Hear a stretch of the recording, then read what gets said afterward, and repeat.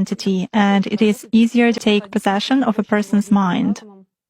Does it mean that it's more difficult to influence a person if he keeps his thoughts in purity? Yes, absolutely. When faced with various religions, it is very difficult to influence Muslims. They are in a constant connection with the egregore. They do namaz every day and read prayers on a daily basis. They are constantly under some kind of a dome, so it is very difficult to influence them. When you start impacting a person, he begins to address in a prayer. Indeed, many of them are very different from those who come to church only when everything is bad in their life. They come to pray, and then for 5 years they forget about God, some canons, and so on. Muslims, as a rule, passionately believe and passionately give energy to their egregore, and this egregore protects them very well. That's why it is very difficult to work to make any kind of influence on a true Muslim believer.